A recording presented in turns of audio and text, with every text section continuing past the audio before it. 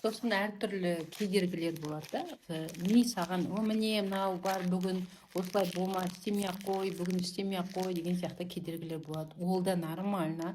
Просто бір екі күн өтіп кетсе де ары қарай жалғастырып өзіңізді ары қарай жалғастыруға итермелеу керексіз ғой. Яғни жалқаулық барлық адамда бар, барлық адамда әртүрлі жалқаулықтар бар. Сол жалқаулықты жеңсеңіз, сіз әрине жетістікке жетесіз.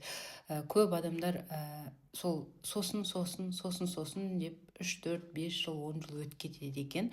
Сосын емес, егер бір нәрсе жасағыңыз келсе, қазір бүгіннен бастаңыз. Өзіңізге айтасыз, мен 5-10 минут қана жасаймын. Осы кішкене қадамдардан үлкен нәтижеге жетуге болады. Маленькими шажками дейді ғой. Бір жерге баратын болсаңыз, кішкене қадамдармен ақ барасыз ғой. Жүгіріп барған қиын, шаршап қалады адам.